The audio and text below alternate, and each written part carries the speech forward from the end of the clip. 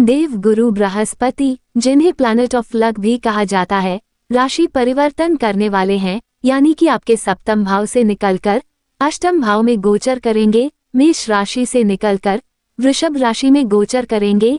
1 मई 2024 से लेकर 14 मई 2025 तक वृषभ राशि में रहेंगे।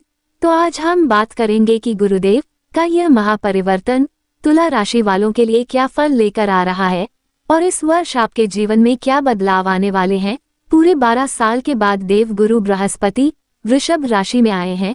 गुरुदेव को प्रत्येक राशि बदलने में एक पूरा साल लगता है और पूरी कुंडली को घूमने में 12 वर्ष लगते हैं।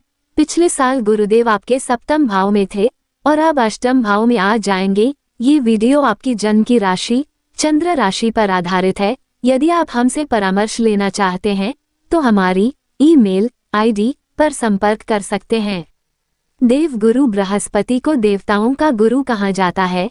सबसे ज्यादा जिम्मेदारी देव गुरु को दी गई है, यानी कि सबसे ज्यादा कारक तत्व देव गुरु के पास हैं।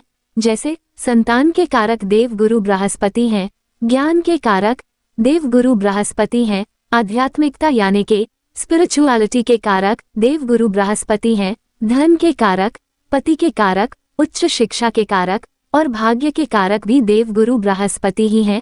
अब जानते हैं कि आपको देव गुरु क्या फल देंगे।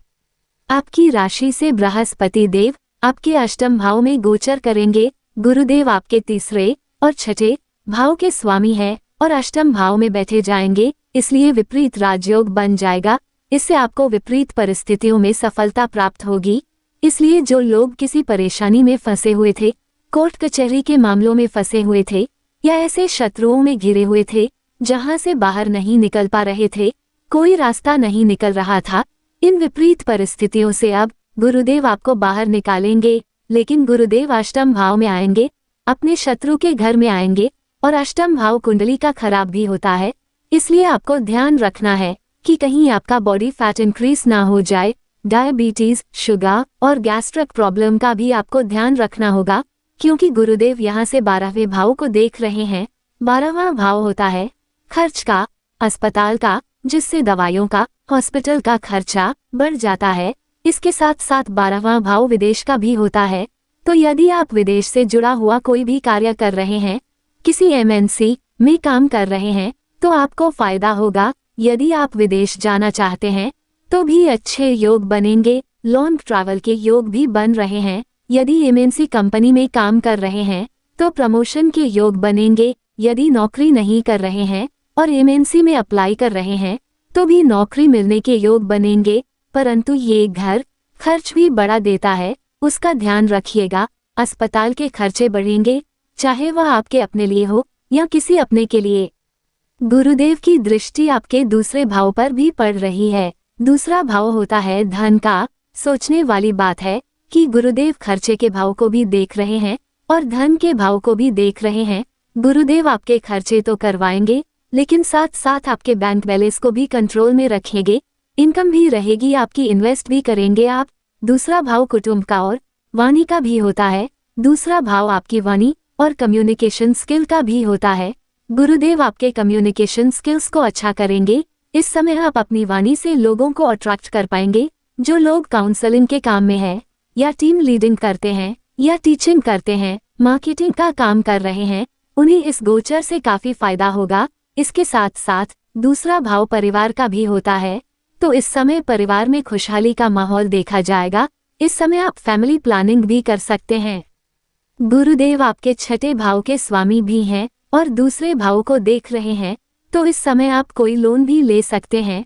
लेकिन लोन लेते समय समझदारी से काम लीजिएगा, समझ कर ही लीजिएगा।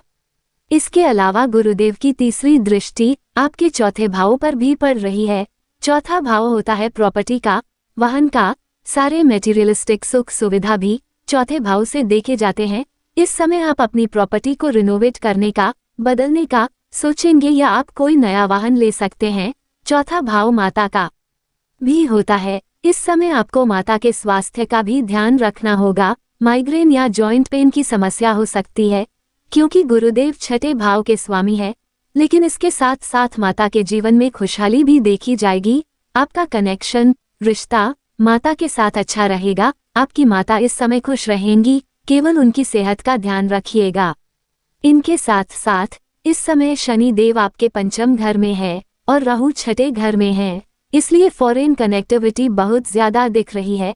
आप विदेश घूमने जा सकते हैं या फॉरेन इनकम किसी तरीके से आपको मिल सकती है। इस समय राहु केतु 6-12 का कनेक्शन बना रहे हैं और शनि देव पंचम भाव में विराजमान है, इसलिए फैमिली प्लानिंग का भी बड़ा योग बनेगा इस समय। अब बात करते हैं कि क्या उपाय करने चाहिए। तुला राशि को गुरुदेव के बीज मंत्र का प्रतिदिन 108 बार पाठ करिए, ओम बृन बृहस्पति नमः। इसके अलावा शुक्र देव के बीज मंत्र ओम शु शुक्राय नमः का भी प्रतिदिन 108 बार पाठ करें और प्रतिदिन हनुमान चालीसा का पाठ अवश्य करें। अगर ये वीडियो आपको अच्छी लगी हो तो हमारे साथ बने रहिए और चैनल को लाइक, शेयर और सब्सक्राइब करिए। धन्यवाद।